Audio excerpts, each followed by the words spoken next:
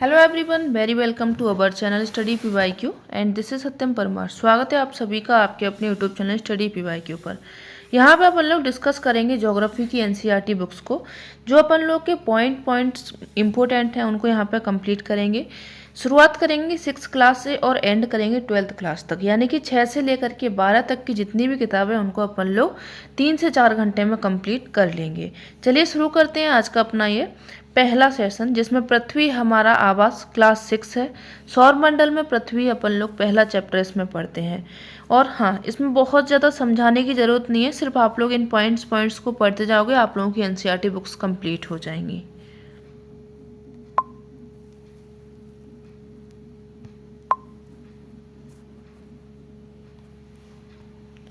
चलिए, तो यहाँ पे देखिए सौरमंडल में पृथ्वी, ये पहला चैप्टर आपको दिख रहा है, जिसमें आप जानते होंगे सूर्य, चंद्रमा तथा वे सभी वस्तुएं जो रात में आसमान में चमकती हैं उनको अपन लोग खगोलीय पिंड के नाम से जानते हैं।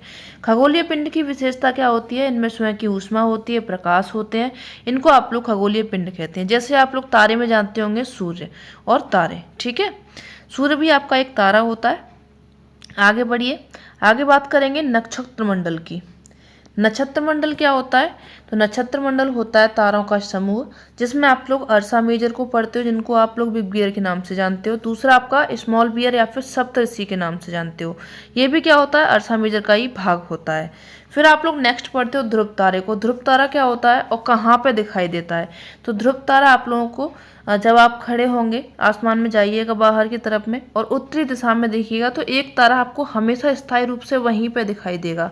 तो ये ध्रुव तारा जो होता है स्थायी होता है और इसको आप लोग देख सकते हो आसानी से सप्तऋषि की सहायता से। और ये क्या होता है, जैसे यहाँ पे ये सप्तऋषि है, ये आपको दिखाई दे रहा है 7 तारे, और इसी की सीधी दिशा में आप लोग यहाँ पे देखोगे तो ये आपका क्या होगा? ध्रुव तारा हो जाएगा, ठीक है। यहाँ पे बिल्कुल नॉर्थ में जाओगे तो आप इसको ध्रुव तारा मान लोगे। आगे यहाँ पे इसी तरीके से क्वेश्चन पूछा गया था, क्वेश्चन भी इसमें मैंने ऐड किए हैं। क्वेश्चन इसमें यूपीएससी प्री में पूछा गया था 2012 में कि एक व्यक्ति काली अंधेरी रात में रेगिस्तान में अकेला खड़ा था। उसे अपने गांव जाना था जो वहां से पूरब में 5 किलोमीटर की दूरी पर था। पूरब में था, उसके पास दिशा ज्ञान के लिए कोई यंत्र नहीं था, पर उसने ध्रुव तारे को पहचान लिया था। अब उसको गांव पहुंचने के लिए निम्न में से कौन सा रास्ता अपनाना अधिकतम सुविधाजनक होगा? यानी कि अब उसने क्या देख लिया था? ध्रुव तारा। ध्रुव तारा कहाँ पे होता है? नॉर्थ में होता है, यानी कि उत्तर में होता है। उत्तर से अब उसको कहाँ जाना है? पूरब में जाना है। इस तरीके से चला जाएगा। तो ध्रुव तारे की दिशा में चलना है या फिर ध्रुव तारे की विपरीत दिशा में चलना है? ध्रुव तारे को अपने बाईं ओर रखकर चलना है या फिर ध्रुव तारे को अपने दाईं ओर रखकर चलना है? तो इसका करेक्ट आंसर क्या हो गया? सी आंसर इसका करेक्ट हो गया। ये तो रहा क्वेश्चन आप लोगों से जो ध्रुव तारे से संबंधित पूछा गया था। चलिए आगे बढ़िए, तो आगे नेक्स्ट है यहाँ पे ग्रह। ग्रह क्या होते हैं? ग्रह होते हैं खगोलीय पिंड होते हैं। ग्रह भी क्या होते हैं? खगोलीय पिंड होते हैं, जिनमें क्या होती है? स्वयं की ऊष्मा और प्रकाश नहीं होता। बस इनके बारे में आप लोग इतना याद रखिएगा। ग्रह में आप लोग किस किस को पढ़ते हो वो भी आगे देखते हैं। तो ये रहे आप लोगों के ग्रह। ग्रह में सबसे पहले आप लोग सूर्य, सूर्य के नज़दीक की जो ग्रह है उसको आप लोग बुध बोलते हो। बुध के बाद में शुक्र, शुक्र के बाद में पृथ्वी, मंगल, फिर आ जाएगी क्षुद्र ग्रह की पट्टी जिनको आप लोग एस्टेरॉइड्स बोलते हो। फिर इसके बाद में बृहस्पति, शनि, यूरेनस, नेपच्यून। इनके आप लोगों से क्रम पूछे जाते हैं, छोटा पूछा जाता है, बड़ा ग्रह पूछा जाता है, ठीक है। तो ये जो आपके बुध, शुक्र, पृथ्वी, मंगल 4 ग्रह हैं, इनको आप लोग आंतरिक ग्रह बोलते हो, यानी कि चट्टानी संरचना इनको आप लोग बोलते हो। आकार में ये छोटे होते हैं। फिर बाहरी ग्रह आप लोगों से पूछे जाते हैं और ये आकार में बड़े होते हैं। तो इनको आप लोग बृहस्पति, शनि, यूरेनस और नेपच्यून के नाम से जानते हो। इनको आप बाह्य ग्रह, गैसीय व तरल अवस्था में होते हैं और आकार में ये बड़े होते हैं, ठीक है। ये ठोस होते हैं, ये गैसीय अवस्था में होते हैं, थोड़े से लिक्विड फॉर्म में होते हैं, आकार में ये बड़े होते हैं। इनको आप लोग याद रखिएगा। आगे बढ़िए, जो ग्रह सूर्य से जितना नजदीक होगा सूर्य के चारों ओर परिक्रमा कम समय में करेगा। यानी कि अब आप मान लीजिए जैसे आप लोग यहाँ रहते हैं, ये आपका कोई मार्ग मान लीजिए, प्रयागराज ही मान लीजिए। आजकल जो प्रयागराज का हल्ला चल रहा है, आप लोग यहाँ पे पास में होंगे। खैर भीड़ देख के, जो भीड़ है आजकल उसको देख के आप लोग अब तो नहीं जाओगे, लेकिन हाँ संगम में आप लोग डेली नहा लोगे। लेकिन जो दूर वाला है वो तो भाई कभी साल 6 महीने में ही तो जाएगा, एक ही बार तो जाएगा, उसका तो किराया भाड़ा इतना खर्च हो जाएगा। तो जो नज़दीकी ग्रह होते हैं वो सूर्य की परिक्रमा कम समय में कर लेते हैं, कम दूरी में कर लेते हैं। लेकिन जो दूरी वाला ग्रह होता है वो सूर्य की परिक्रमा ज़्यादा समय में करते हैं और ज़्यादा दूरी के अनुसार करते हैं। ठीक है, यहाँ पर दिया गया है कि दूरी के अनुसार परिक्रमण का समय भी बढ़ता जाएगा। ठीक है, आगे बढ़िए। उदाहरण के लिए यहाँ पे देखिए दिया गया है कि जो बुध है सर्वाधिक समय लेता है। क्यों लेता है? क्योंकि वो सूर्य के सबसे नज़दीक है। कितना समय लेता है सूर्य की परिक्रमा करने में? तो वो 88 दिन लेता है। अब यहीं पे बात करेंगे आप लोग नेपच्यून की, तो नेपच्यून कितना समय ले रहा है? 164 साल। भाई कुंभ के मेले से भी ज़्यादा टाइम ये ले रहा है। 164 साल ये ले रहा है सूर्य की एक परिक्रमा करने में। ठीक है, कितना? एक परिक्रमा करने में 164 साल ले रहा है, और यहीं पे बुध आप लोगों का 88 दिन ले रहा है। चलिए आगे बढ़ेंगे। सर्वाधिक उपग्रह की संख्या पूछी जाती है, कौन से किसके पास में है? तो सर्वाधिक उपग्रह चंद्रमा वाला ग्रह जो आपका शनि है, इसके पास में कितने हैं? 82 हैं। बृहस्पति के पास में कितने हैं? 79 है। ठीक है, आगे यहाँ पे दिया गया ज्योग्राफी। ज्योग्राफी शब्द कैसे बना, किस तरीके से आप लोगों को इन्हें पढ़ने में आया? तो ज्योग्राफी जो शब्द है ग्रीक भाषा का है, और पृथ्वी का विवरण या फिर वर्णन इसका हिंदी मीन होता है। ग्रीक भाषा का शब्द है जियो, और एक होता है ग्राफी। ठीक है, ग्राफिया, यानी कि जियो का मतलब होता है लॉजी, मेट्री, ऑइड। लॉजी का मतलब होता है पृथ्वी का अध्ययन, मेट्री का मतलब होता है पृथ्वी का मापन, और ऑइड का मतलब होता है पृथ्वी के आकार के अनुरूप। ठीक है, इन तीनों को आप लोग याद रखिएगा, एज इट इज आप लोगों से पूछे जा सकते हैं। आगे बढ़िए। आर्यभट्ट का नाम आप लोग जानते होंगे, जो कि खगोल शास्त्री के रूप में आप इनको जानते हो। शुक्र पृथ्वी का जुड़वा ग्रह के नाम से जाना जाता है। एक ग्रह है शुक्र, आप लोगों ने पढ़ा होगा, बुध के बाद में शुक्र आता है। शुक्र जो है वो पृथ्वी का जुड़वा ग्रह है। क्यों? क्योंकि उसका आकार और आकृति दोनों समान है। किसके? पृथ्वी के। पृथ्वी के इसका आकार और आकृति समान है, इसीलिए इसको पृथ्वी का जुड़वा ग्रह माना जाता है। प्लूटो को बौना ग्रह कहा जाता है। अंतर्राष्ट्रीय खगोलीय संगठन ने इस ग्रह ये पहले ग्रह था, लेकिन अब इसको ग्रह की श्रेणी से बाहर कर दिया गया है, ये आप लोग याद रखिएगा। आगे बढ़िए। पृथ्वी की बात करें तो पृथ्वी जो है आकार में 5वां बड़ा ग्रह है। नीला ग्रह इसको बोला जाता है। नीला ग्रह क्यों बोला जाता है? क्योंकि इसके 2/3 सतह पर पानी है। आप लोगों ने पढ़ा होगा 70% जो स्थल है वो जलीय है पृथ्वी का। आकार इसका बुहाव यानी कि ज्वाइड टाइप का है। अर्थ लाइक शेप यानी कि ऐसा अंडे के आकार का आप लोगों को ये दिखाई देता है। अंडे के आकार का आप लोग जैसे ग्लोब उठाएंगे तो बीच में उभरा हुआ किनारों पर थोड़ा सा पतला ये दिखाई देता है, और ये जो आकार होता है उसको आप लोग जियोइड बोल देते हो। इसका उपग्रह पूछा जाता है पृथ्वी का, तो पृथ्वी का उपग्रह चंद्रमा हो जाएगा। ठीक है, खगोलीय पिंड जो ग्रहों के चारों ओर चक्कर लगाता है। ठीक है, उपग्रह क्या होता है? जैसे ग्रह किसका चक्कर लगा रहे हैं? सूर्य का चक्कर लगा रहे हैं। उसी तरीके से जो उपग्रह हैं वो इन ग्रहों का चक्कर लगा रहे हैं। इनको आप लोग क्या बोल देते हो? उपग्रह बोल देते हो। ठीक है, आगे बढ़िए। चंद्रमा पृथ्वी का एक चक्कर जो लगाता है लगभग 27 दिन में पूरा कर देता है। साथ ही इतने समय में अपने अक्ष पर एक चक्कर पूरा कर देता है, यानी कि एक तो इस तरीके से अपने ही अक्ष पर घूमता हुआ चलता है इस तरीके से। ठीक है, बीच में सूर्य है यहाँ पे, और जो चंद्रमा है यहाँ पे क्या है? इस तरीके से घूमता हुआ चलता है, और बीच में क्या है? पृथ्वी है। क्या हो जाएगा यहाँ पे? बीच में पृथ्वी है, यानी कि 27 दिन में तो वो पृथ्वी का चक्कर लगा लेता है, और अपना जो चक्कर लगाता है पूरा चक्कर 24 घंटे में लगा करके, यानी कि एक दिन में ये पूरा कर लेता है। ठीक है, अपने अक्ष पर भी घूमता है और पृथ्वी का भी चक्कर लगाता है, ये दोनों आप लोग याद रखिएगा।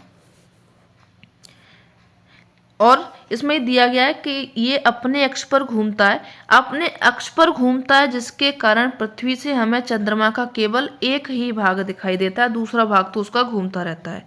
यानी कि ऐसा नहीं है कि एक ही दिखाई दे रहा है, घूम करके वो इस साइड का आ जाता है, कभी इस साइड का आ जाता है, कभी इस साइड का आ जाता है। यानी चंद्रमा का हमें एक ही पार्ट दिखाई देता है, पूरा ये दिखाई नहीं देता है। आगे एस्टेरॉइड क्षुद्र ग्रह को पढ़े। ये क्या होते हैं? असंख्य होते हैं, यानी कि इनकी संख्या अनगिनत है। छोटे पिंड होते हैं जो सूर्य के चारों ओर चक्कर लगाते हैं। मंगल व बृहस्पति के मध्य बेल्ट में ये पाए जाते हैं। अभी अपन लोगों ने इनको पढ़ा था, बुध, शुक्र, पृथ्वी और मंगल। उनके बाद में क्षुद्र ग्रह आए थे, एस्टेरॉइड आए थे। उसके बाद में बृहस्पति आया था। ठीक है, तो यानी कि मंगल और बृहस्पति के बीच में आप लोगों के एस्टेरॉयड क्षुद्र ग्रह पाए जाते हैं, ये आप लोग याद रखिएगा। आगे बढ़िए, मिटियोर्स यानी कि उल्का पिंड, पत्थरों के छोटे छोटे टुकड़े सूर्य के चारों ओर चक्कर लगाते हैं, इनको आप लोग उल्का पिंड बोल देते हो। पृथ्वी के वायुमंडल में घर्षण के कारण ये चमकदार प्रकाश दिखाई देता है इनमें, तो इनको क्या बोल देते हो, उल्का पिंड। जैसे आप लोग बोलते नहीं है कि एक कहीं पे आप लोगों ने न्यूज़ पढ़ी होगी कि यहाँ पे एक उल्का पिंड गिरा जिसके कारण पृथ्वी में गड्ढा हो गया, काफ़ी ज़्यादा बड़ा होता है तो इतनी ऊंचाई से गिरता है तो वो गड्ढा हो जाता है, कहीं पे आग लग जाती है, कहीं पे घटनाएं भी हो जाती हैं, तो वो क्या होते हैं, उल्का पिंड जो होते हैं वो ऊपर से नीचे गिरते हैं, तो इनमें घर्षण होता है, टकराव होता है। टकराव जब जैसे आप लोग पत्थर से पत्थर भिड़ाओगे तो वहाँ पे घर्षण होने के कारण थोड़ी सी आप लोगों को चिंगारी दिखाई देती है, तो उसी तरीके से चिंगारी इन उल्का पिंडों में भी दिखाई देती है। ठीक है, जिसके कारण ये चमकदार और प्रकाशमान दिखाई देते हैं। ठीक है, आगे पढ़िए, मिल्की वे आकाश गंगा देखते हैं, जिनको इंग्लिश में गैलेक्सी कहते हैं। ठीक है, आकाश गंगा क्या होती है, लाखों तारों का समूह होता है जिसको आप लोग आकाश गंगा कहते हैं। ठीक है, यहाँ पर ये आपको दिखाई दे रही होगी, और ये जो लाखों तारों का समूह होता है, खुला आकाश में ये सफ़ेद चौड़ी पट्टी के समान दिखाई देती है। जब तारों का समूह है, उजाला है, प्रकाश है, तो सफ़ेद चौड़ी पट्टी के रूप में तो आप लोगों को ये दिखाई ही देगी। चमकदार इनका रास्ता होता है, यहाँ पर ये दिखाई दे रहा है, ऐसा लग रहा है जैसे जंगल में कहीं लाइट जला रहे हों। करोड़ों तारे होते हैं, बादल व गैस इसमें होती हैं। सौर मंडल इसी का एक जो भाग है, यानी अपना जो सौर मंडल है वो भी किसका भाग हो जाएगा, इसी मिल्की वे का भाग हो जाएगा। लाखों आकाश गंगाएं ब्रह्मांड में होती हैं, आपको यहाँ पे दिखाई दे रहा होगा।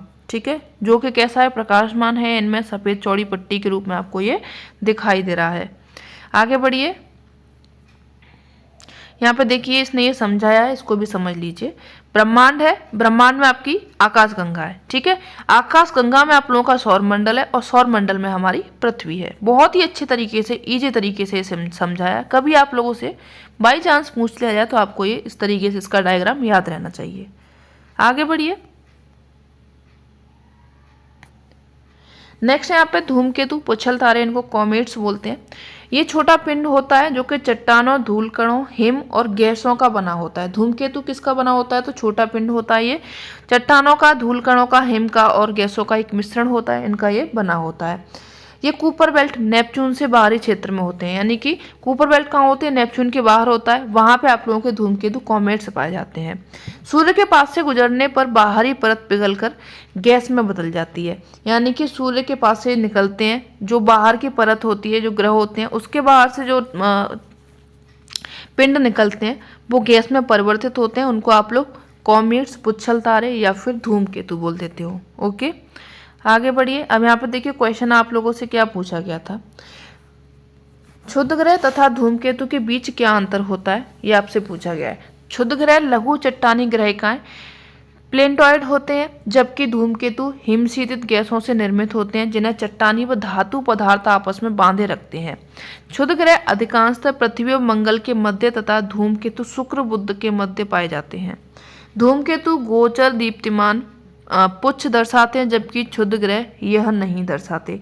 यहाँ पे कौन सा कथन सही है, ये आप लोगों से पूछा गया है। तो यहाँ पे देखिए जो धूमकेतु और क्षुद्र ग्रह के बीच में अंतर पूछा गया है, तो इसमें आप लोग याद रखेंगे जो क्षुद्र ग्रह होते हैं लघु चट्टानी ग्रहिकाएं हैं, जबकि धूमकेतु जो होते हैं वो हिमशीतित गैसों से बने होते हैं जिन्हें चट्टानी व धातु पदार्थ आपस में बांधे रखते हैं।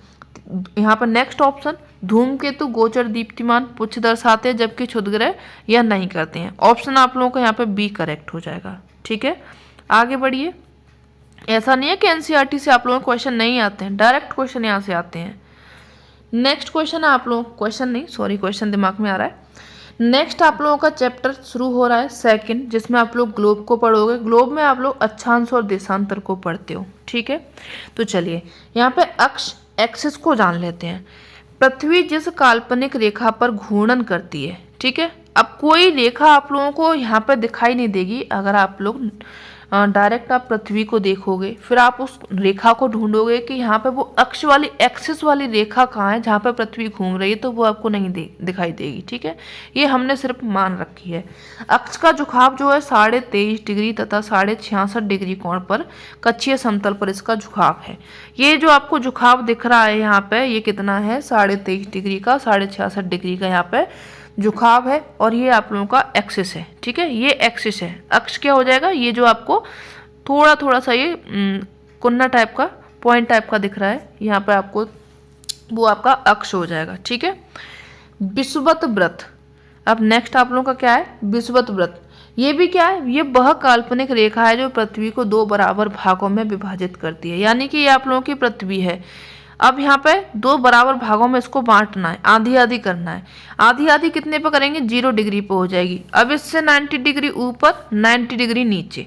ये जो 0 डिग्री वाला पार्ट हो जाएगा, जो लाइन बनाई गई है, इसको आप लोग बोलते हो क्या, विषुवत व्रत, जो आपको यहाँ पे दिखाई दे रही है।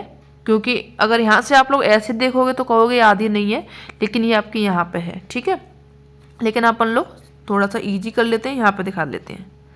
ये देखिए, ये आप लोगों की क्या हो जाएगी, विषुवत व्रत है। 0 डिग्री वाला जो अक्षांश होता है वो आप लोगों का क्या हो जाएगा, विषुवत व्रत हो जाएगा।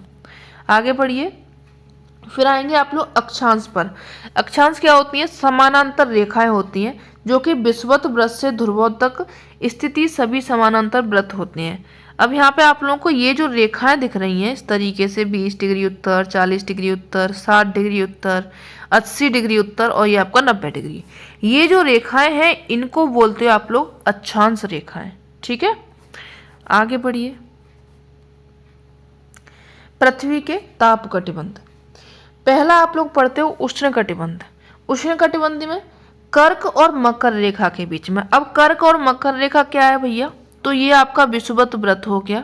23.5 डिग्री नॉर्थ में जाओगे तो ये आप लोगों की रेखा है, ये भी काल्पनिक रेखा है जो कि कर्क रेखा के नाम से जानी जाती है। दूसरी आप लोगों के नीचे जाओगे 23.5 डिग्री साउथ में, तो वहां पे आप लोगों की मकर रेखा है। तीनों को याद रखिएगा, तीनों का खेल काफ़ी ज़्यादा इंपॉर्टेंट है, आप लोगों का पूरी ज्योग्राफी में इसका खेल चलता रहेगा। ठीक है, तो ये आपकी कर्क रेखा हो गई, विषुवत रेखा हो गई, मकर रेखा हो गई। अब बात हो रही है उष्ण कटिबंध की। उष्ण कटिबंध कहाँ पे मिलेगा, तो कर्क रेखा और मकर रेखा, यानी कि कर्क रेखा और मकर रेखा, इसके बीच के सभी अक्षांशों पर सूर्य वर्ष में एक बार दोपहर में सिर के ठीक ऊपर होता है। सर्वाधिक ऊष्मा यहाँ पे प्राप्त होती है। तो ये जो आपका क्षेत्र है, ये पूरा वाला, इसको आप लोग क्या बोलते हो, उष्ण कटिबंध इसको बोलते हो। ठीक है, चलो आगे बढ़िए। नेक्स्ट यहाँ पे आप लोगों का आ जाएगा शीतोष्ण कटिबंध। शीतोष्ण कटिबंध में क्या है, टेम्परेट जोन इसको आप लोग बोलते हो। उत्तरी गोलार्ध और दक्षिणी गोलार्ध। अब यहाँ पे दोनों अलग हो जाएंगे क्योंकि ये तो दोनों सेम हो गए। यहाँ पे टेम्परेचर इसी तरीके का होगा, यहाँ पे भी इसी तरीके का होगा, लेकिन अब बीच में ये हो गया ना, तो इसलिए अब इसको उत्तर और दक्षिण में कर देंगे। ये तो हो जाएगा आप लोगों का उत्तरी गोलार्ध और ये हो जाएगा आप लोगों का दक्षिणी गोलार्ध। ठीक है, उत्तरी गोलार्ध में जाओगे तो कर्क रेखा यानी कि 23.5 डिग्री नॉर्थ से लेकर के उत्तरी ध्रुव व्रत। उत्तरी ध्रुव व्रत कहाँ तक होता है, तो वो आप लोगों का होता है 66.5 डिग्री नॉर्थ और 66.5 डिग्री साउथ तक आप लोगों का क्या होता है, उत्तरी ध्रुव व्रत और दक्षिण ध्रुव व्रत होता है। तो जो आपका शीतोष्ण कटिबंध होता है वो आपका 23.5 डिग्री से 66.5 डिग्री उत्तरी ध्रुव व्रत तक, ये वाला जो पार्ट होता है, ये वाला, इसको आप लोग उत्तरी शीतोष्ण कटिबंध और इस वाले पार्ट को दक्षिणी शीतोष्ण कटिबंध बोल देते हो। ठीक है, बस यहाँ पे आप लोगों को याद रखना है, उत्तरी गोलार्ध में कर्क रेखा से उत्तरी ध्रुव व्रत तक और दक्षिणी गोलार्ध में मकर रेखा से दक्षिणी ध्रुव व्रत तक आपका जो पार्ट है उसको आप लोग क्या बोल देते हो, शीतोष्ण कटिबंध बोल देते हो। यहाँ पे जो तापमान होता है मध्यम होता है, सुहावना, बढ़िया रहता है। ठीक है, आगे बढ़िए। फिर आएगा आप लोगों का शीत कटिबंध। चलो, शीत कटिबंध, तो इसमें आप लोगों का उत्तरी ध्रुव व्रत अब 66.5 डिग्री नॉर्थ से लेकर के 90 डिग्री तक, यानी कि उत्तरी ध्रुव तक, और दक्षिण ध्रुव वृत्त से यानी कि 66.5 डिग्री साउथ से लेकर के दक्षिण ध्रुव यानी कि 90 डिग्री साउथ तक का जो भाग होता है उसको आप लोग शीत कटिबंध बोलते हो। कहाँ पे है आपका ये पार्ट, तो ये आपका शीत कटिबंध हो जाएगा। ठीक है, ये 66.5 से लेकर के 90 डिग्री, ये 90 डिग्री होता है। ठीक है, और यहाँ पे 66.5 से लेकर के 90 डिग्री ये जो पार्ट होता है वो आप लोग का क्या होता है, उत्तरी शीत कटिबंध, और ये दक्षिणी शीत कटिबंध। ठीक है, उत्तर और दक्षिण का थोड़ा सा आप लोग ध्यान रखिएगा। आगे बढ़िए, और यहाँ पे मौसम कैसा होता है, तो यहाँ का मौसम जो होता है अत्यधिक ठंड होती है। यहाँ पे सूर्य क्षितिज से ज़्यादा ऊपर यहाँ पे नहीं आ सकता, यानी कि यहाँ पे जो सूर्य की रोशनी है वो बहुत ही कम जाती है। इसीलिए आप लोग बोलते हो ना कि यहाँ पे 6 महीने की रातें और 6 महीने का दिन होता है, तो वो इसका कारण ये है कि सूर्य यहाँ पे क्षैतिज रूप से बहुत ज़्यादा ऊपर पहुँच नहीं पाता है। सूर्य की किरणें यहाँ पे सीधे तरीके से नहीं मिल पाती हैं, जिसके कारण यहाँ पे क्या होती है, अत्यधिक ठंड होती है। आगे बढ़िए, अब पढ़ेंगे देशांतर।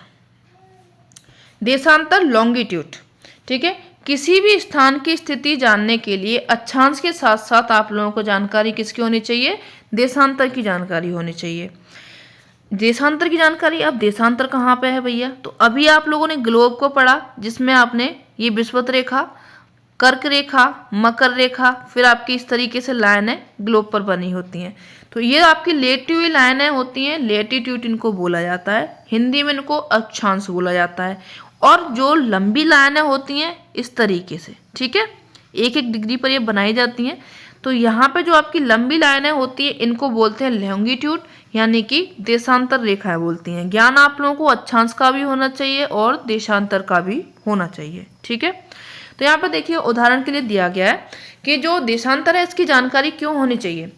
टोंगा द्वीप है जो कि प्रशांत महासागर में है, और मॉरिशस द्वीप है हिंद महासागर में।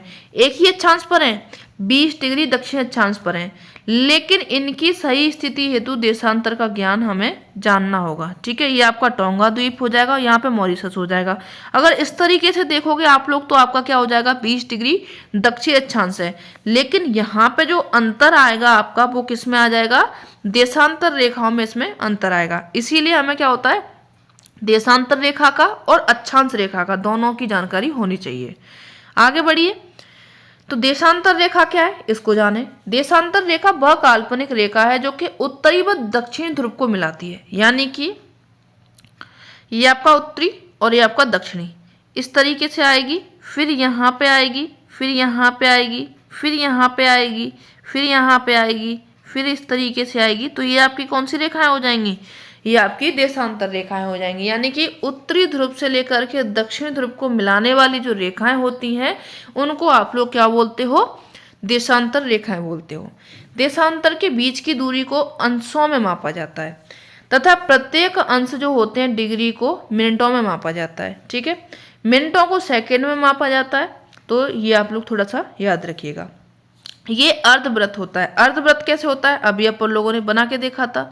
इस तरीके से आपकी एक देशांतर रेखा और ये आपकी दूसरी हो जाएगी, यानी कि ये जो एक रेखा बना रही है वो क्या बनाती है, अर्धवृत्त बनाती है। ये आप लोग याद रखिएगा। ये अर्धवृत्त होते हैं तथा उनके मध्य की दूरी ध्रुवों की तरफ बढ़ने पर घटती है, यानी कि जब जाएंगे ध्रुवों की तरफ में तो उनकी दूरी ऑब्वियसली घटेगी, क्योंकि एक ही पॉइंट पर जाकर के वो लाइनें मिल रही हैं और बीच में चौड़ी होती जा रही हैं, तो ये इनकी जो दूरी है वो ध्रुवों पर घटती जाती है। ठीक है, ध्रुवों की तरफ बढ़ने पर इनकी दूरी घटती है तथा ध्रुवों पर शून्य हो जाती है, जहां सभी देशांतरी यामोत्तर आपस में मिल जाती हैं। कहाँ पे मिलती हैं, ये आपकी 90 डिग्री नॉर्थ और 90 डिग्री साउथ में मिलती हैं। आगे बढ़िए, सभी देशांतर रेखाओं की लंबाई समान होती है, जबकि अक्षांश रेखाओं की लंबाई भिन्न भिन्न होती है। क्यों भिन्न भिन्न होती है, ये आपको यहाँ पर देखिए दिखाई दे रहा है। ये तो आपकी देशांतर रेखाएं यहाँ से लेकर के यहाँ तक आ रही हैं, यहाँ से लेकर के यहाँ तक आ रही है, फिर आपकी यहाँ से यहाँ तक एंड हो रही है। लेकिन जो आपकी अक्षांश रेखाएं यहाँ पे छोटी हो गई है, यहाँ पे बड़ी है, यहाँ पे और बड़ी हो जाएगी, यहाँ पे और बड़ी हो जाएगी, फिर यहाँ पे आके थोड़ी सी छोटी हो जाएगी, फिर और छोटी हो जाएगी, फिर एंड में जाके और छोटी हो जाएगी। यानी कि ये आप लोग याद रखिएगा कि जो देशांतर रेखाएं होती हैं उनकी लंबाई समान होती है और अक्षांश रेखाओं की लंबाई भिन्न भिन्न होती है। अब नेक्स्ट आप लोग पढ़ेंगे प्रमुख यामोत्तर प्राइम मेरिडियन, ग्रीनविच लाइन जिनको आप लोग बोलते हो। ये राजकीय वेधशाला लंदन को प्रमुख मानकर इसके पूरब व पश्चिम में देशांतर रेखाओं की गणना की जाती है। ठीक है, ये आपकी प्रमुख यहाँ उत्तर हो जाएगी। जो 0 डिग्री विषुवत रेखा के बीच में जो आपकी 0 डिग्री देशांतर रेखा होती है, इसके पश्चिम वाला भाग ये हो जाएगा, इसके पूरब वाला भाग ये हो जाएगा, और इसको माना जाता है प्रमुख याम उत्तर।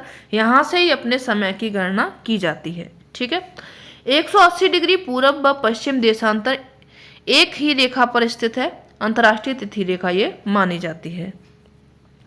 आगे बढ़िए, यहाँ पे ये क्वेश्चन पूछा गया है, जैसे ये पूछा गया था, निम्नलिखित में से कौन सा एक जलडमरू मध्य अंतर्राष्ट्रीय तिथि रेखा के सर्वाधिक निकट है? मलक्का जलडमरू मध्य, बेरिंग जलडमरू मध्य, फ्लोरिडा का जलडमरू मध्य और जिब्राल्टर का जलडमरू मध्य। तो यहाँ पे आपका आंसर बी करेक्ट हो गया था, बेरिंग जलडमरू मध्य। लेकिन अभी अपन लोग को यहाँ पे ज़्यादा दिमाग नहीं लगाना है, क्योंकि आगे आप लोगों का अच्छे तरीके से समझने वाले हैं। अब देखिए कैसे देशांतर रेखा और जो समय है इनको कैसे जानते हैं। एक देशांतर पर सभी क्षेत्रों का एक ही समय होता है, यानी कि जो देशांतर रेखा है, जैसे आप लोगों की ये वाली जो रेखा होगी, ये वाली रेखा होगी, तो इसका जो पूरे क्षेत्र का जो समय होगा वो एक ही होता है। याद आपको क्या रखना है, ग्रीनविच रेखा जो आपकी 0 डिग्री लाइन थी वो आपकी ग्रीनविच रेखा होती है। पश्चिम में अगर इसके जाओगे तो एक दिन माइनस होता है, पूरब में अगर जाओगे तो एक दिन प्लस होता है। समय की गणना कैसे की जाती है, तो समय की गणना की जाती है, पृथ्वी जो है 24 घंटा 360 डिग्री घूर्णन करती है। ये 1 घंटे में घूर्णन कितना करती है, तो 360/24 करेगी तो 15 डिग्री ये घूम लेती है। 15 डिग्री यानी कि 4 मिनट में ये 1 डिग्री घूमती है। ठीक है, यानी कि 4 मिनट में कितना घूमती है, 1 डिग्री ये घूमती है। अब उदाहरण के लिए ग्रीनविच से 15 पूरब में 1 घंटा यानी कि 12 बजे, तो 1 बजे कितना होगा, तो पश्चिम में 1 घंटा ये पीछे हो जाता है। ठीक है, बस आपको इतना याद रखना है कि पश्चिम में जाओगे तो समय माइनस होता है, पूरब में जाओगे तो समय प्लस होता है। आगे इसमें क्वेश्चन होगा, क्वेश्चन सॉल्व करोगे तो आपको अच्छे से आ जाएगा। ठीक है, अब मानक समय यहाँ पे दिया गया है। मानक समय पूछा जाता है भारत का मानक समय कितना है, 82.5 डिग्री पूर्वी देशांतर अथवा ग्रीनविच से 5.5 घंटा आगे का जो समय होता है वो अपना क्या होता है, मानक समय माना जाता है। ये आपका 82.5 डिग्री पूरब है, ये देशांतर रेखा है। ठीक है, अभी अपन लंबी लंबी जो रेखाएं थी वो क्या थी, देशांतर रेखाएं थी। और ग्रीनविच से कितना आ गया, 82.5 डिग्री आ गया, सॉरी 5.5 घंटा ये आ गया। क्यों आ गया, क्योंकि 0 डिग्री से आप लोग 82 डिग्री को जाएंगे आगे तो 15 डिग्री बराबर कितना हो रहा है, 1 घंटा हो रहा है। 15 दूनी 60, 15 × 3 = 45, 15 चौके 1 मिनट।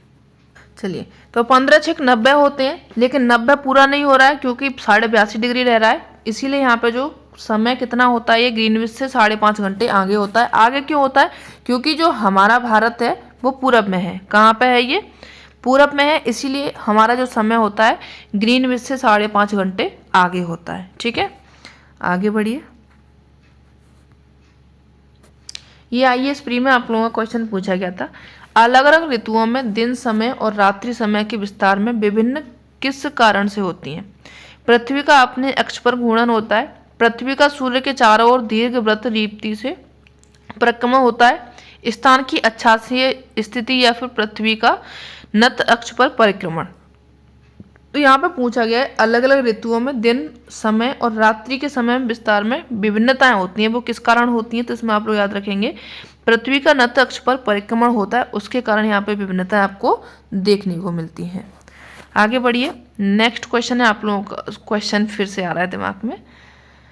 नेक्स्ट आपका चैप्टर है पृथ्वी की गतियां, मोशन ऑफ द अर्थ। ठीक है, पृथ्वी की गति 2 प्रकार से होती है, एक होता है घूर्णन, अपने अक्ष पर घूमना, दूसरा होता है परिक्रमण, सूर्य के चारों ओर चक्कर लगाना। वही अपन लोगों ने चंद्रमा के बारे में जिस तरीके से पढ़ा था कि चंद्रमा अपने अक्ष पर भी घूमता है, उसको आप लोग घूर्णन बोलते हो, पृथ्वी का चक्कर लगाता है उसको आप लोग परिक्रमण बोलते हो। इसी तरीके से पृथ्वी का भी हो जाएगा। ठीक है, चलो आगे बढ़िए। अब यहाँ पे देखिए प्रदीप्त व्रत,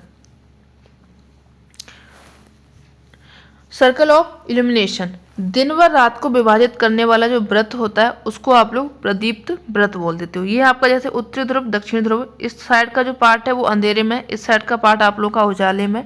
क्यों, क्योंकि यहाँ पे सूरज की किरणें पड़ रही हैं, तो ये आपका क्या हो जाएगा, प्रदीप्त व्रत हो जाएगा। यहाँ पे उजाला है, यहाँ पे अंधेरा है, तो ये आपका क्या हो जाता है, दिन और रात को विभाजित करने वाला जो व्रत होता है इसको आप लोग प्रदीप्त व्रत बोल देते हो। काफ़ी सिंपल है, बहुत ज़्यादा इसमें समझाने की ज़रूरत है नहीं है। आगे बढ़िए, यहाँ पे देखिए सूर्य है, कब कब कैसे कैसे लंबवत होता है, कहाँ कहाँ पे ये दिखाई देता है, ये आप लोग याद रखिएगा क्योंकि यहाँ से क्वेश्चन पूछा जाता है। ये सूर्य की किरणें यहाँ पे सीधी पड़ती हैं, शरद ऋतु होती है दक्षिणी ध्रुव पर। तो ये आपका जो विषुव होता है 21 मार्च को बनता है बसंत ऋतु में, ठीक है।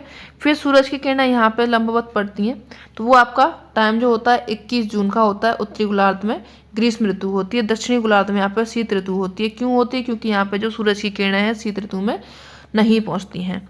फिर आपका नेक्स्ट आता है शरद ऋतु। शरद ऋतु में क्या होता है, फिर से विषुव बनता है। विषुव बनता है कब बनता है, 23 सितंबर को बनता है, और ये जो टाइम होता है बसंत ऋतु का होता है, ठीक है।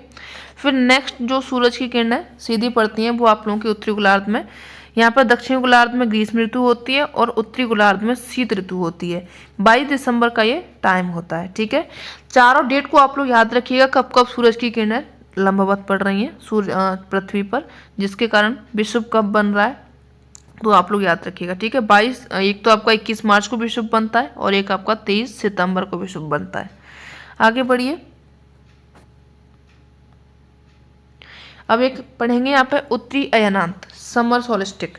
21 जून जब होता है तो सूर्य क्या होता है, कर्क रेखा पर सीधा चमकता है। कर्क रेखा अभी अपन लोगों ने 23.5 डिग्री नॉर्थ में पढ़ी थी, उस पर हमारा जो सूर्य होता है वो सीधे चमकता है। उत्तरी गोलार्ध में ग्रीष्म ऋतु होती है, सबसे बड़ा दिन ये होता है, और दक्षिणी गोलार्ध में इसके विपरीत यानी कि सबसे छोटा दिन होता है, और जो ऋतु होती है वो शीत ऋतु होती है। दक्षिणी अयनांत में क्या होता है, ये 22 दिसंबर का टाइम होता है जब सूर्य मकर रेखा पर लंबवत होता है, ठीक है। कहाँ पे हो रहा है, सूर्य कहाँ पर लंबवत हो रहा है, मकर रेखा पर, यानी कि 23.5 डिग्री साउथ में ये लंबवत हो रहा है। दक्षिणी गोलार्ध में ग्रीष्म ऋतु होती है, सबसे बड़ा दिन होता है, और उत्तरी गोलार्ध में इसके विपरीत यानी कि सबसे छोटा दिन उत्तरी गोलार्ध में होता है, और इसके विपरीत क्या होता है, उत्तरी गोलार्ध में सर्दियाँ होती हैं। आगे बढ़िए, विषुव इक्विनॉक्स 21 मार्च और 23 सितंबर, ये 2 दिन ऐसे होते हैं जहाँ पे हमारा क्या होता है, जो सूर्य होता है विषुवत रेखा पर सीधा होता है, यानी कि ये आपकी 0 डिग्री जो रेखा थी उस पर क्या होता है, सीधा होता है। पृथ्वी पर दिन और रात की जो स्थिति होती है वो बराबर होती है, ना तो कहीं पे ज़्यादा टाइम होता है ना कहीं पे कम होता है। अब 23 सितंबर यानी कि उत्तरी गोलार्ध में जाएंगे तो वहाँ पर शरद ऋतु होती है, दक्षिणी गोलार्ध में बसंत ऋतु होती है। 21 मार्च को उत्तरी गोलार्ध में बसंत ऋतु होती है, दक्षिणी गोलार्ध में शरद ऋतु होती है। इन डेट्स को आप लोग याद रखिएगा क्योंकि डेट्स से क्वेश्चन पूछा जाता है। आगे बढ़िए, नेक्स्ट है पृथ्वी के प्रमुख परिमंडल। चैप्टर आप लोगों का आ गया है 5। कितनी जल्दी आप लोगों ने 4 चैप्टर कवर कर लिया, आपको शायद पता भी नहीं चला होगा। और टाइम कितना हुआ है, मुश्किल से आप लोगों के 30 से 32 मिनट हुए हैं, ठीक है। कुछ लोगों को शायद यहाँ पर कमियाँ दिखने को लग जाए, लेकिन जितना आप लोगों के लिए ज़रूरी है NCERT से उतना आप लोग पढ़ोगे। इसमें बहुत ज़्यादा अगर समझाने में टाइम लेंगे तो जो बेसिक बुक हैं उनको आप लोग कब पढ़ोगे। नेक्स्ट यहाँ पे आपका पृथ्वी के प्रमुख परिमंडल, जिसमें आप लोग जीव मंडल, भूमंडल, वायुमंडल और जलमंडल तीनों को मिलाकर के जो मिक्सअप बनता है उसको आप लोग बोलते हो जीव मंडल, ठीक है। पूछा जाता है आप लोगों से पृथ्वी के मंडल में से जीव मंडल क्या होता है, तो जीव मंडल तीनों का मिक्सअप जो होता है वो आप लोगों का क्या होता है, जीव मंडल होता है। आगे बढ़िए, विश्व का सबसे ऊंचा शिखर, यहाँ पे एक पॉइंट आया था वो लिख दिया मैंने। विश्व का सबसे ऊंचा शिखर कौन सा है, माउंट एवरेस्ट है। 8,848 मीटर इसकी हाइट है। कहीं कहीं पे इसकी हाइट 8,850 भी दे दी जाती है, तो इसको आप याद रखिएगा। सबसे गहरा गर्त जो है वो मोरियाना गर्त है, प्रशांत महासागर में है। गहराई इसकी 11,022 मीटर है। इंडिया में कह रही हूँ, अपने विश्व में टोटल कितने महाद्वीप हैं, टोटल 7 महाद्वीप हैं, ठीक है, जिसमें एशिया सबसे बड़ा है। 7 महाद्वीप कौन कौन से हैं, तो यहाँ पे आप लोग एक बार महाद्वीप का देख लीजिए, फिर अपन लोग आगे बढ़ेंगे। पहला आप लोगों का जो सबसे बड़ा है एशिया हो जाएगा, अफ्रीका, नॉर्थ अमेरिका, दक्षिण अमेरिका, यूरोप, ऑस्ट्रेलिया और अंटार्कटिका। टोटल आप लोगों के महाद्वीप जो हो जाएंगे वो कितने हैं, 7 हैं। अब इनके बारे में एक एक करके पढ़ लेते हैं। एशिया महाद्वीप, एशिया जो है सबसे बड़ा महाद्वीप है और पृथ्वी का कुल क्षेत्र का अगर देखा जाए तो 1/3 भाग है। पूर्वी गोलार्ध में स्थित है और कर्क व भूमध्य रेखा के बीच में ये स्थित है। यूराल पर्वत एशिया को यूरोप से अलग करता है। यहाँ पे जो एशिया और यूरोप है इसके बीच में एक पर्वत है यहाँ पे, ठीक है, यहाँ पे एक पर्वत है, इसको जो अलग करता है उसका नाम पूछा जाता है आप लोगों से कभी कभी, तो उसका नाम है यूराल पर्वत, ठीक है। पूरी तरीके से आप लोगों का कहाँ पर ये उत्तर पूरब में है, तो ये आप लोग याद रखिएगा क्योंकि यहाँ पे आप लोगों का 0 डिग्री देशांतर रेखा है। इसके इस साइड में जाओगे तो वो आप लोगों का पूरब वाला क्षेत्र, इस साइड में जाओगे तो वो आप लोगों का पश्चिम वाला क्षेत्र हो जाएगा। आगे बढ़िए, तो आगे दूसरा आएगा आपका यूरोप। यूरोप सबसे छोटा महाद्वीप है। आर्कटिक वृत्त इससे होकर के गुजरता है और 3 ओर से ये जल से घिरा हुआ है, ठीक है। ये पूछा जा सकता है आप लोगों से 3 ओर से जल से कौन सा महाद्वीप घिरा हुआ है, तो वो आप लोगों का यूरोप महाद्वीप हो जाएगा। एक ये भी पूछा जाता है आप लोगों से, ये जो बता रही हैं दीदी कि न्यूजीलैंड के एडमंड हिलेरी थे और भारत के तेंजिंग नोर्गे शेरपा थे। इन्होंने क्या किया था, 29 मई 1953 को पृथ्वी के सबसे ऊंचे शिखर माउंट एवरेस्ट पर चढ़ने वाले ये पहले व्यक्ति बने थे। पहले व्यक्ति थे इसीलिए इनके बारे में पूछा जाता है, आप लोग याद रखिएगा। जापान की जुंको ताबेई विश्व की पहली महिला थी जिन्होंने 16 मई 1975 को एवरेस्ट पर कदम रखा। बछेंद्री पाल भारत की पहली महिला थी जिन्होंने 23 मई 1984 को एवरेस्ट पर अपना पहला कदम रखा। चारों नामों को, दोनों डेट्स को आप लोग याद रखेंगे, इम्पोर्टेंट है। चलिए आगे बढ़ेंगे। नेक्स्ट तीसरा आप लोगों का आ जाएगा अफ्रीका। अफ्रीका क्या है, दूसरा सबसे बड़ा। कर्क, मकर और भूमध्य रेखा तीनों इससे होकर के गुजरती हैं, इसीलिए इसको आप लोग याद रखिएगा। अफ्रीका की खास बात क्या है कि तीनों जो रेखाएं आप लोगों की, कर्क रेखा, मकर रेखा और भूमध्य रेखा, तीनों रेखाएं इससे होकर के गुजरती हैं। सहारा रेगिस्तान इसी में, जो कि विश्व का सर्वाधिक बड़ा और गर्म मरुस्थल है। विश्व की सबसे लंबी नदी नील नदी भी आप लोगों को अफ्रीका महाद्वीप में ही देखने को मिलेंगी। चौथा आप लोगों का आता है उत्तरी अमेरिका। ये तीसरा बड़ा महाद्वीप है। इसमें पनामा स्थल संधि है और दक्षिण अमेरिका से जुड़ा हुआ है, ठीक है। ये किससे जुड़ा हुआ है, यहाँ पे ये देखिए स्थल संधि है आपकी पनामा, और किससे जुड़ा हुआ है, दक्षिणी अमेरिका से जुड़ा हुआ है। आगे बढ़िए। और जो भारत और श्रीलंका के बीच में संधि है, जल संधि है, उसका नाम आप लोग को पता हो तो एक बार कमेंट में जरूर बताएं। चलिए नेक्स्ट यहाँ पे दिया गया दक्षिण अमेरिका। दक्षिण अमेरिका, इसमें विषुवत व मकर रेखा दोनों होकर के गुजरती हैं। एंडीज विश्व की सबसे लंबी पर्वत श्रृंखला है, वो आप लोगों को दक्षिण अमेरिका में ही देखने को मिलेगी। अमेजन नदी बेसिन के अनुसार सबसे बड़ी नदी है, तो ये भी आप लोगों को दक्षिण अमेरिका में देखने को मिलेगी। नेक्स्ट आप लोगों का ऑस्ट्रेलिया, सबसे छोटा द्वीपीय महाद्वीप इसको कहा जाता है। दक्षिणी गोलार्ध में मकर रेखा है इसमें गुजरती है, ठीक है। आगे बढ़िए। नेक्स्ट आप लोगों का आएगा 7वें नंबर पर अंटार्कटिका। अंटार्कटिका दक्षिण ध्रुव इस महाद्वीप के मध्य में स्थित है, यानी कि जो आप लोगों का दक्षिण ध्रुव आता है 90 डिग्री में, वो आपका कहाँ पे है, अंटार्कटिका में है। स्थायी मानव यहाँ पे अधिवास का अभाव है, यानी कि यहाँ पे आप लोगों को लोगों का रहने का लोग यहाँ पे नहीं दिखते। जैसे आपको एशिया महाद्वीप में दिखेंगे, अपन लोग जो रहते हैं एशिया महाद्वीप में रहते हैं, तो यहाँ पर जैसे जनाधिक्य आपको देखने को मिलता है, वैसा आप लोगों को अंटार्कटिका में नहीं दिखता है। यहाँ पर सिर्फ खोज वाले जो लोग होते हैं, शोध वाले, वो लोग जाते हैं, ठीक है। तो भारत का शोध केंद्र यहाँ पे है जिसका आपसे नाम पूछा जाता है। मैत्री और दक्षिण गंगोत्री और भारती, ये आपके क्या हो जाएंगे, भारत के शोध केंद्र जो कि अंटार्कटिका में है, और शोध के लिए ही लोग यहाँ पे जाते हैं। आगे बढ़िए। आगे है आप लोगों का जलमंडल, ठीक है। जलमंडल नीला ग्रह इसको कहा जाता है, अपने इंडिया को नहीं, सॉरी, अपने इस महाद्वीप विश्व को जलमंडल नीला ग्रह कहा जाता है। क्यों कहा जाता है, क्योंकि इसके पृथ्वी पर 71% भाग पर जल है, 29% भाग पर स्थल है, ठीक है।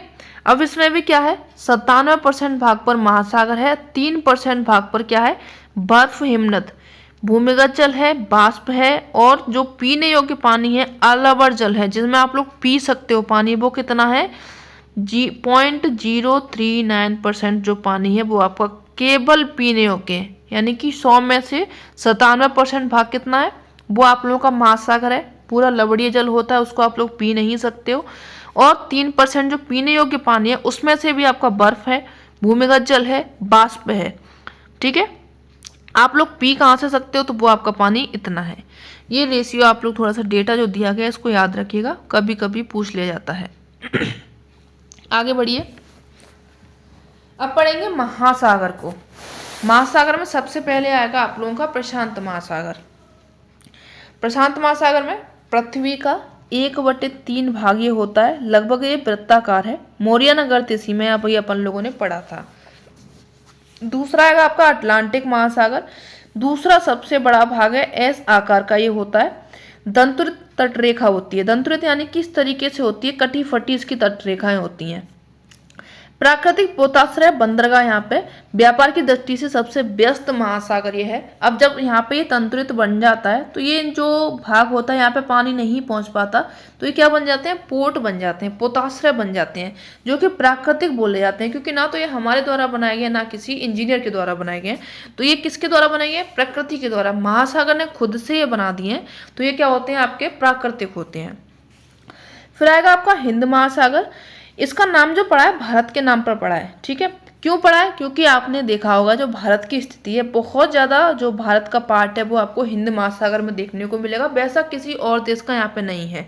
इसीलिए हमारे हिंदुस्तान के नाम पर इसका नाम पड़ गया हिंद महासागर, क्योंकि इसकी स्थिति कैसी है, त्रिभुजाकार है। नेक्स्ट है आप लोगों का दक्षिणी महासागर।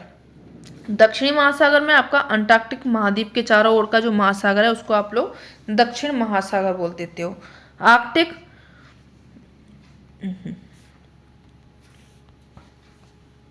चलिए, फिर आपका आएगा आर्कटिक महासागर। आर्कटिक महासागर उत्तरी ध्रुव वृत्त में स्थित है, बेरिंग जल संधि से होकर के प्रशांत महासागर से ये जुड़ा हुआ है, ठीक है।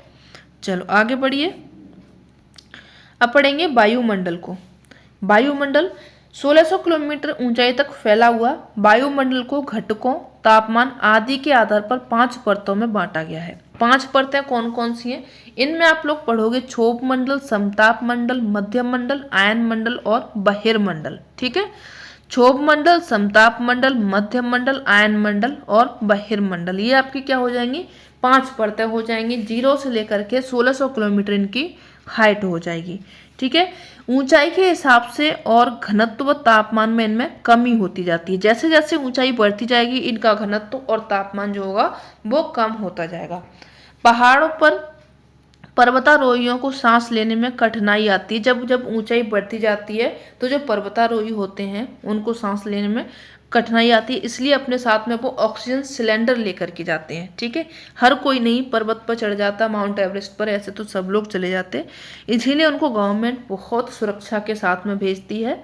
अगर ज़्यादा ऊंचाई पर जाएंगे तो आपके कान सुन्न होने लग जाएंगे, उससे भी ज़्यादा ऊंचाई पर जाएंगे तो आपके नाक से और कान से खून आने लग जाता है, ठीक है, क्योंकि उनका ऑक्सीजन जो होता है वो बिल्कुल लो होता चला जाता है। आगे बढ़िए, नेक्स्ट आ गया आपका पृथ्वी के प्रमुख स्थल रूप, ठीक है, मेजर लैंडफॉर्म ऑफ अर्थ। तो यहाँ पे देखिए पहला आपको दिया गया, दीदी क्या बता रही है इनको देख लेते हैं। क्या आप जानते हो कि पहाड़ी व स्तरीय भाग है जो कि आसपास की भूमि से ऊंची होती है, ठीक है, ये सबको पता है। 600 मीटर से अधिक ऊंचाई वाली जो खड़ी ढाल वाली पहाड़ी को कहा जाता है पर्वत, और 8000 मीटर से ऊंचे कुछ पर्वतों के नाम आप लोगों से पूछे गए हैं। पृथ्वी के स्थल रूप, पृथ्वी के स्थल रूप में आप लोग पढ़ते हो पर्वत, पठार और मैदान को। पृथ्वी पर लगातार होने वाली गतियों व बलों का ये परिणाम होता है, जिसके कारण कहीं पे पर्वत बन जाता है, कहीं पे पठार बन जाता है, तो कहीं पे मैदान बन जाते हैं। आगे बढ़िए, पहाड़ी क्या होती है, सामान्यतः आसपास के धरातल से जो ऊंचा क्षेत्र होता है, उठा हुआ भाग होता है, उसको आप लोग पहाड़ी बोलते हो। पर्वत 600 मीटर प्लस इसमें पहाड़ी भी ऐड होती है, इसको आप लोग क्या बोल देते हो, पर्वत बोल देते हो। जैसे आप लोगों का हिमालय पर्वत है, इसमें छोटी छोटी पहाड़ियाँ भी होती हैं, ठीक है। स्थल संधि, स्थल संधि क्या होती है, 2 जलाशयों का एक अलग तथा 2 स्थलों को जोड़ने वाली जो संधि होती है उसको आप लोग स्थल संधि बोल देते हो। जल संधि 2 स्थलों को अलग, यानी कि 2 जो स्थल भाग हैं इनको अलग करती है, और जल राशियों को जोड़ने वाली जो संधि होती है उनको आप लोग जल संधि बोलते हो, ठीक है। यहाँ पे दिया गया, क्या आप जानते हो प्रशांत महासागर में स्थित मोनाको पर्वत हवाई द्वीप सागर की सतह के नीचे स्थित है। इसकी ऊंचाई 1205 मीटर है, एवरेस्ट शिखर से भी अधिक है, ठीक है। ये आप लोग याद रखिएगा, थोड़ा इन्होंने नोट करके दिया हुआ है, जो इस तरीके से नोट करके दिए गए हैं वहाँ से क्वेश्चन पूछा जाता है, तो इसलिए आप लोग इसको याद रखिएगा, मैंने इसमें लगा दिए हैं। आगे बढ़िए, अपर्दन क्या होता है? अपर्दन स्थल का अपने स्थान पर टूटना, फूटना और गिरना, उनको आप लोग अपर्दन बोल देते हो। निक्षेपण, इन्हीं का जो चट्टान टूटती हैं और उनका जमाव होता है, वो आप लोगों का क्या हो जाएगा? निक्षेपण होता है। पर्वत के आकार यहाँ पे पूछे गए, सॉरी पर्वत के प्रकार यहाँ पे पूछे गए। तो पर्वत के प्रकार आपके 3 प्रकार के होते हैं। कौन कौन से होते हैं? बलित पर्वत, भ्रंशोत पर्वत, ज्वालामुखी पर्वत। बलित पर्वत में आप लोग उदाहरण याद रखेंगे, हिमालय पर्वत, आल्पस पर्वत, यूराल पर्वत, अरावली पर्वत, अपलेशियन पर्वत। अब बलित पर्वत बनते कैसे हैं और भ्रंशोत पर्वत कैसे बनते हैं, क्या क्या क्रियाएं होती हैं, आगे अपना जो नेक्स्ट चैप्टर होगा, नेक्स्ट क्लास वाला जो चैप्टर है, उसमें इसी को समझाया गया है। तो यहाँ पे अपन लोग इसको नहीं करेंगे, बहुत ज़्यादा टाइम लग जाएगा। आप लोग बुक के हिसाब से ही चलेंगे, जिस तरीके से यहाँ पे बुक समझाई गई है उसी तरीके से अपन लोग इनको आगे बढ़ते हुए चलेंगे, ठीक है। फिर आपके ब्लॉक माउंटेन्स आएंगे, ब्लॉक पर्वत आएंगे। तो ब्लॉक पर्वत आपका जो नीचे दसा हुआ भाग होता है, तो ये आपका क्या हो जाएगा? होस्ट हो जाएगा। ये देखिए इस तरीके से ब्रह्मोत्तर पर्वत बनते हैं, तो ये आपके होस्ट बन गए। ये एक भाग है जो पृथ्वी का नीचे धस गया और 2 भाग ये ऊपर उठे रह गए, तो इनको आप लोग होस्ट बोल देते हो। और बीच का एक भाग ऊपर उठ जाए, नीचे के 2 भाग नीचे बन जाए, तो इनको आप लोग उत्खंड बोल देते हो या फिर ब्रह्म पर्वत बोल देते हो, ब्लॉक माउंटेन इनको बोल देते हो। ज्वालामुखी पर्वत, ज्वालामुखी में आप लोग याद रखोगे माउंट किलिमंजारो अफ्रीका का, फ्यूजियामा जापान का हो जाएगा, ठीक है। आगे बढ़िए, यहाँ पे आप लोग याद रखेंगे जो आपके ब्लॉक पर्वत हैं, राइन घाटी और बोर्जेस पर्वत हैं, ये यूरोप के, ये आपके किसके उदाहरण हो जाएंगे? ब्रह्मोत्तर पर्वत के, ठीक है। आगे बढ़िए, अब पठार क्या होता है? उठी हुई सपाट भूमि, यानी कि इस तरीके से सपाट, ठीक है। ऊपरी भाग मेज के समान होता है, ये आपका पठार होता है। इसमें आप लोग उदाहरण याद रखेंगे, तिब्बत का पठार है जो कि विश्व का सर्वाधिक ऊंचा पठार इसको माना जाता है। पठार जो होते हैं खनिजों से भरपूर होते हैं। अफ्रीका का जैसे पठार है, वहाँ पे आप लोगों को खूब सारा सोना और हीरा देखने को मिलता है। छोटा नागपुर का पठार है, भारत में यहाँ पे लोहा, कोयला, मैग्नीज देखने को मिलते हैं, ठीक है। पठार में क्या होते हैं? जलप्रपात भी बनते हैं। अब जैसे ये पठार है, यहाँ पे कोई नदियाँ आ रही है, वो डायरेक्ट इस तरीके से गिर जाएगी, ठीक है, इस तरीके से गिरेगी, इस तरीके से, तो ये आपका जो बन जाता है वो क्या बन जाता है? जलप्रपात बन जाता है। जैसे भारत में छोटा नागपुर का पठार है, वहाँ पे भी एक जलप्रपात बनता है, ठीक है। फिर पठार जो है स्वर्णरेखा नदी है, वहाँ पे हुंड्रू जलप्रपात बनता है। जोग जलप्रपात ये शरावती नदी पर बनता है, जो कि कर्नाटक में है। आगे बढ़िए, मैदान क्या होते हैं? मैदान नदियों के द्वारा निर्मित होते हैं। ज़्यादातर जो मैदान है वो आप लोगों को नदियों के द्वारा निर्मित होंगे। तो जैसे आप लोग पढ़ते नहीं हो, सिंधु का मैदान, गंगा का मैदान, ब्रह्मपुत्र का मैदान, क्यों बनते हैं? क्योंकि नदियाँ बहती हैं अपने साथ में सेडिमेंट्स लेकर के, जो पदार्थ अपर्दन हुए थे ऊपर से, जो पहाड़ों से नदियाँ आ रही हैं अपने साथ में सेडिमेंट्स अवसाद लेकर के आती हैं, और जब तक उनका वेग तेज होता है अपने साथ में उन अवसादों को लेकर के चलती हैं और ज़्यादा क्षेत्र में बहती हैं ये, ठीक है, क्योंकि उनका बहाव बहुत ज़्यादा होता है। लेकिन जैसे उनका बहाव कम होता है, गति कम होती है, तो जो वो सेडिमेंट्स लेकर के आ रही थी उनको यहाँ पर वो छोड़ती चली जाएंगी और अपना सकरा रास्ता ये अपना लेंगी। तो ये जो जगह बनी, इसको आप लोग क्या बोल देते हो? मैदान बोलोगे, ठीक है। तो ये आपके इस तरीके से जो मैदान बनते हैं उनको आप लोग सिंधु का मैदान, गंगा का मैदान, ब्रह्मपुत्र का मैदान बोल देते हो। चीन में जैसे यांगसे नदी का मैदान है, ठीक है। आगे बढ़िए,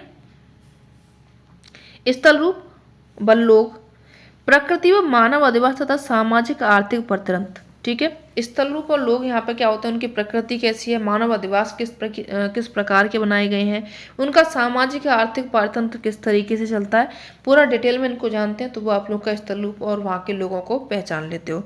रस्सी से बने पुल यहाँ पे आपको देखने को मिलते हैं अरुणाचल प्रदेश में, ठीक है। वहाँ के लोगों का रहन सहन कैसा है, कैसा उन लोगों का पहनावा है, कैसा उन लोगों का भोजन है, ये वहाँ के लोगों के बारे में पढ़ते हो। तो वो आप लोग किसके बारे में पढ़ लेते हो? स्थल रूप और वहाँ के लोगों के बारे में। और स्थल रूप के अनुसार ही लोग होते हैं, उनका बसाव भी उसी तरीके का होता है, उनका पहनावा भी उसी तरीके का होता है, ठीक है। जीवित जड़ों से निर्मित जो पुल बना हुआ है वो आप लोगों का मेघालय में है। ये क्वेश्चन पूछे गए थे इसलिए यहाँ पे ये ऐड है। आगे बढ़िए, तो यहाँ पे देखिए कुछ आप लोगों को पर्वत दिए गए हैं। जैसे आप लोग का यहाँ पे उत्तरी अमेरिका है, यहाँ पे आप लोगों का दक्षिणी अमेरिका है। उत्तरी अमेरिका में आप लोगों का रॉकी पर्वत है और यहाँ पे आप लोगों का एंडीज पर्वत है। उत्तरी अमेरिका में ही आप लोगों का अपलेशियन पर्वत है और दक्षिणी अमेरिका में आप लोगों की अमेजन नदी है। यहाँ पे आपका एटलस पर्वत है, ये आपका क्या हो जाएगा, अफ्रीका है। ठीक है। माउंट किलिमंजारो तंजानिया में है, तंजानिया आप लोगों का अफ्रीका में है। बॉसजस पर्वत रायन घाटी, ये आप लोगों का यूरोप में है। यूराल पर्वत है जो कि आप लोगों को एशिया और यूरोप को अलग करता है। यांगसे नदी ये आपके चीन में है, चीन आपका यहाँ पे है। ये आपका तिब्बत का पठार हो जाएगा और यहाँ पे आप लोगों का ये हिमालय पर्वत है। ठीक है। और नील नदी यह भी आपकी कहाँ पे है, अफ्रीका महाद्वीप में है और ये आपका फ्यूजियामा हो जाएगा जापान में। ठीक है। आगे बढ़िए। चलो नेक्स्ट आगे चैप्टर नंबर 7, जिसमें हमारे देश भारत के बारे में जानेंगे। क्षेत्रफल में अगर देखा जाए तो 32.8 लाख वर्ग किलोमीटर हमारे इंडिया का क्षेत्रफल है। ठीक है। उत्तर से दक्षिणी विस्तार अगर देखा जाए तो इसका 3200 किलोमीटर, यानी कि यहाँ से यहाँ तक जाएंगे तो इसमें जो किलोमीटर में देखा जाए तो वो आपका कितना है, 3200 किलोमीटर है। पूरब से पश्चिम जाएंगे तो इसमें कितना हो जाएगा ना, 2900 किलोमीटर हो जाएगा। ठीक है। कर्क रेखा 23.5 डिग्री नॉर्थ में, और ये आपकी जाती है कहाँ कहाँ से होकर के, ये पूछा जाता है। तो कर्क रेखा गुजरती है जयपुर राजस्थान से, गुजरात से। ये आपको मतलब पर्टिकुलर जगह आपको याद रखनी है। जैसे आप लोग स्टेट वाइज एग्जाम देते हो, यूपी पीजीटी आप लोग अगर एग्जाम देंगे तो वहाँ पे आप लोगों को याद रखना पड़ेगा। लेकिन खास बात है यूपी से होकर के ये गुजरती नहीं है। ठीक है। लेकिन आप लोग याद रखो आरपीएससी पीजीटी का दोगे तो आपसे पूछा जाए कि कर्क रेखा कहाँ से होकर के गुजरती है, तो वो आपकी जयपुर से होकर के गुजरती है। ठीक है। तो कहाँ कहाँ से होकर के गुजरती है, तो ये आपकी टोटल 8 राज्यों से होकर के गुजरती है, जिसमें आपका राजस्थान, गुजरात, मध्य प्रदेश, छत्तीसगढ़, झारखंड और आपके पश्चिम बंगाल, त्रिपुरा, मिजोरम। ठीक है। इन 8 राज्यों को आप लोग याद रखिएगा, आप लोगों से ये पूछा जाता है और कई बार ये पूछा गया है। आगे बढ़िए।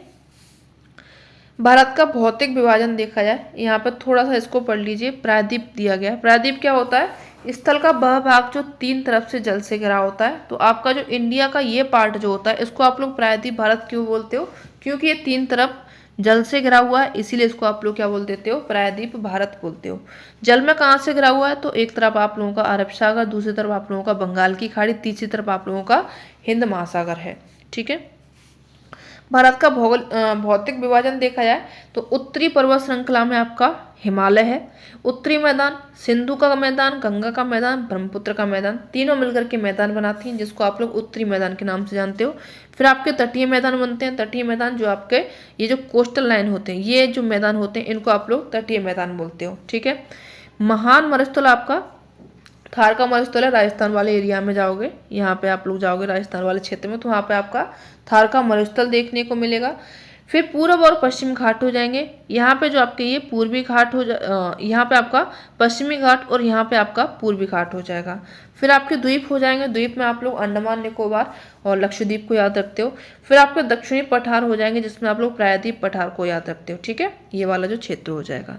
अब यहाँ पे दिए गए हैं जलोढ़ निक्षेप क्या होते हैं। तो जैसे अभी अपन लोगों ने नदियों को पढ़ा था, मैदान किस तरीके से बन रहे थे, तो उसी तरीके से यहाँ पर जो नदियाँ होती हैं उनके द्वारा लाई गई बहुत महीन मिट्टी होती है, वो क्या करती है, नदी बेसित में निक्षेपित कर दी जाती है। उनको आप लोग जलोढ़ निक्षेप बोल देते हो।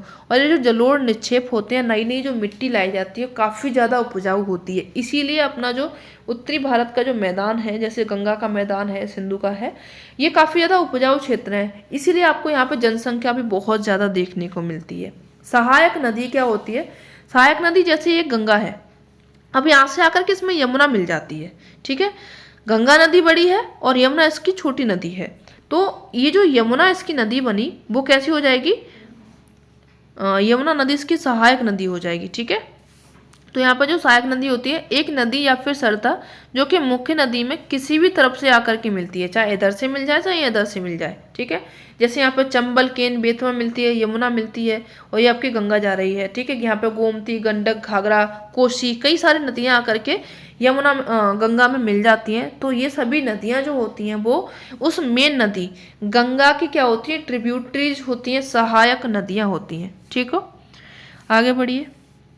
पॉलिप्स क्या होते हैं, प्रवाल क्या होते हैं। पॉलिप्स को आप लोग प्रवाल, जो चूने के प्रवाल जो होते हैं, कंकाल टाइप के होते हैं, इनको आप लोग पॉलिप बोलते हो।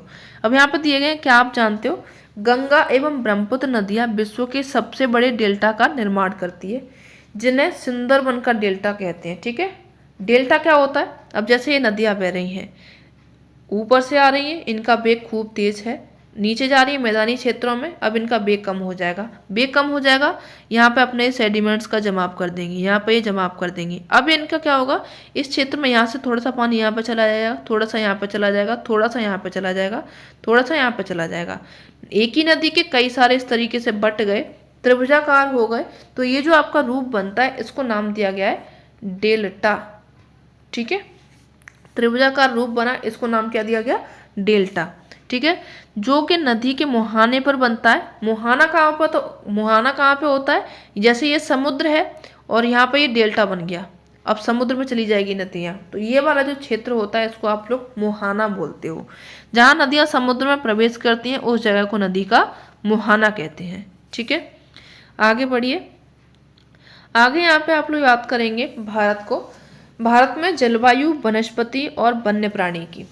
जलवायु क्या होती है, किसी स्थान पर अनेक वर्षों में मापी गई मौसम की स्थिति। जैसे बोलते नहीं है कि 35 वर्षों का रिकॉर्ड टूटा, 15 वर्षों का, 40 वर्षों का, 45 वर्षों का, तो इतने टाइम के जो वर्षों में मापी गई मौसम की औसत दशा होती है, उसको आप लोग जलवायु बोल देते हो। यानी कि जलवायु जो होता है, लंबा टाइम पीरियड होता है।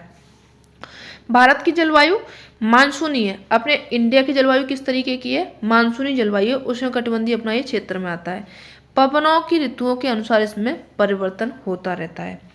किसी स्थान की जलवायु उसकी स्थिति, ऊंचाई, समुद्र से दूरी व उच्चावच पर निर्भर करती है। यानी कि जो जलवायु होती है, वो जो क्षेत्र है, समुद्र से कितना दूर है, कितनी ऊंचाई पर है, दूरी उसकी कितनी है, उच्चावच उसका कैसा है, कहीं पर वहाँ पे मरुस्थल तो नहीं है, या फिर वहाँ पे रेगिस्तान एरिया तो नहीं है, या फिर वहाँ पे बर्फीला क्षेत्र तो नहीं है, या मतलब सारी स्थिति यहाँ पे मैटर करती हैं, उसके अनुसार ही वहाँ की जलवायु होती है।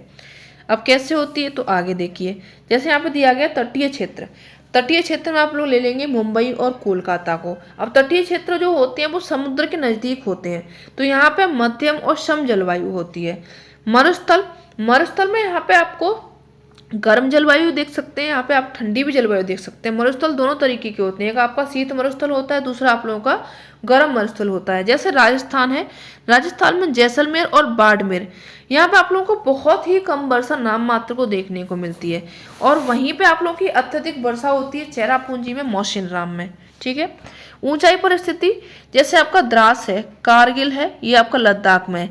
यहाँ की जलवायु कैसी है, ठंडी जलवायु है। यहाँ पे भी बारिश कम होती है, लेकिन जलवायु यहाँ की कैसी है, ठंडी है। क्यों है, क्योंकि ये बर्फीला इलाका है, ऊंचाई पर है, और तापमान यहाँ का कम रहता है। आगे बढ़िए। प्राकृतिक वनस्पति, जो मानव की सहायता के बिना उपजे। ठीक है, प्राकृतिक वनस्पति ना तो आपने लगाई है, ना मैंने लगाई है, ना किसी और ने लगाई है, तो वो कैसी होगी, अपने आप जो होगी उसको आप लोग प्राकृतिक वनस्पति बोल देते हो। जैसे झाड़ियाँ होती हैं, जंगल होते हैं। ठीक है, भारत में प्राकृतिक वनस्पति, तो उष्णकटिबंधीय वर्षा वन की बात करें, 200 सेंटीमीटर प्लस यहाँ पे वर्षा चाहिए होती है।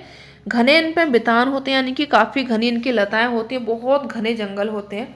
प्रकाश जमीन तक इनका नहीं पहुंचता है, इतने घने पेड़ होते हैं कि आप इनमें दिन में भी चले जाओगे तो भी आपको ऐसा लगेगा कि हम अंधेरे में आए हैं, रात में आए हैं। इतना इनका घना जंगल होता है कि प्रकाश जो होता है सूर्य का, वो नीचे तक नहीं पहुंच पाता है। सदाबहार इनमें पाए जाते हैं वन। पत्तियां इनकी अलग अलग होती हैं, मौसम में अलग अलग मौसम में गिरते हैं पत्तियों को।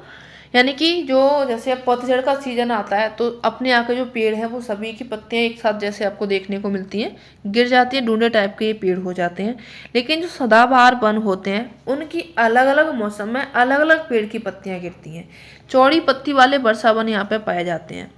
वन जो होते हैं, प्रमुख वृक्ष यहाँ पे पाए जाते हैं, महोगनी, एबोनी और रोजवुड पाए जाते हैं। क्षेत्र अगर देखा जाए उष्णकटिबंधीय वर्षा वन के, तो आपके पश्चिमी घाट, अंडमान निकोबार, इन क्षेत्रों में आप लोगों को जो देखने को मिलेंगे उष्णकटिबंधीय वर्षा वन देखने को मिलते हैं। ठीक है, आगे बढ़िए। नेक्स्ट आपके उष्णकटिबंधीय पतझड़ वन। ये मानसूनी वन भी इनको कहा जाता है। प्रमुख पक्षी इसमें आप लोग याद रखेंगे सालको, सागवान, पीपल, नीम। ये इस तरीके की जलवायु जो वन होते हैं वो अपने साइड में ये पाए जाते हैं। क्षेत्र यहाँ पे देखेंगे तो आपका मध्य भारत में जैसे एमपी है, यूपी है, झारखंड है, छत्तीसगढ़ है, उड़ीसा है, महाराष्ट्र है। यानी नॉर्मली हम तो यूपी के हैं, तो मैंने अभी कहा था कि अपने यहाँ पे पाए जाते हैं। तो जो उष्णकटिबंधीय पतझड़ वन है वो इन क्षेत्रों में पाए जाते हैं, इनको याद रखिएगा। कौन कौन से हैं तो वो उनके आप लोग नाम याद रखिए। फिर आएंगे कटीली झाड़ियाँ।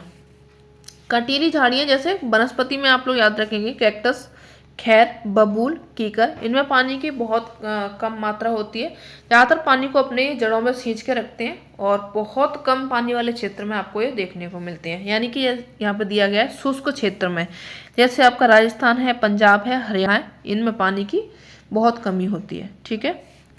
पर्वतीय वनस्पति। पर्वतीय वनस्पति में समुद्र तल से 1500 मीटर से 2500 मीटर तक आपको ये वनस्पति देखने को मिलती है। शंकुधारी वृक्ष जिसमें आप लोग चीड़ को, पाइन को, देवदार को, इनको याद रखेंगे। फिर आएंगे मैंग्रोव वन।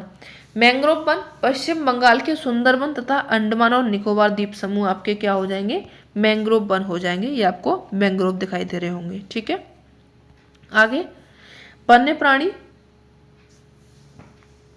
वन्य प्राणी क्या होता है, जैसे जो प्रतिवर्ष अक्टूबर का पहला जो सप्ताह होता है उसको वन्यजीव सप्ताह के रूप में मनाया जाता है। इसमें आप लोगों को यही याद रखना है। वनों में जो रहने वाले प्राणी होते हैं उनको आप लोग वन्य प्राणी बोल देते हो, बहुत ही ईजी है। प्रवासी पक्षी। प्रवासी पक्षी यानी कि अन्य देश से आए हुए पक्षी जो होते हैं, हमारे यहाँ पे निवास करते हैं कुछ महीने के लिए, उनको आप लोग प्रवासी पक्षी बोल देते हो। प्रवासी पक्षी में आप लोग याद रखेंगे पेलिकन को, साइबेरियन क्रेन को। जैसे आप लोगों ने देखा हो ना, सर्दी के टाइम में पक्षी आते हैं अपने यहाँ पे, और ये कि यहाँ पे कीटम झील है पास में, तो वहाँ पे आकर के बहुत सारे पक्षी रुकते हैं। पास में ही आगरा में ही है, तो वहाँ पे हमें पता है साइबेरियन पक्षी यहाँ पे आते हैं, तो उनको बोला जाता है प्रवासी पक्षी। स्टॉर्क होते हैं, फ्लैमिंगो होते हैं, पिंटेल होते हैं, बतख हैं, ये सभी आप लोगों के प्रवासी पक्षी हैं। जैसे आप लोग घूमने जाते हो वैसे ये लोग भी घूमने आते हैं जलवायु के अनुसार। आगे बढ़िए। अब ये क्लास 7 का है, तो इसको अपन लोग करेंगे कल, यानी कि 6 क्लास की बुक आप लोगों की कंप्लीट हो चुकी है। नेक्स्ट आपकी क्लास 7 है, उसको अपन लोग नेक्स्ट टाइम में करेंगे, यानी कि कल। आज आपकी ये क्लास हो गई कंप्लीट। अगर अच्छी लगी हो तो अपने फ्रेंड्स को शेयर ज़रूर कीजिएगा। ठीक है। मिलते नेक्स्ट सेशन में, तब तक के लिए धन्यवाद।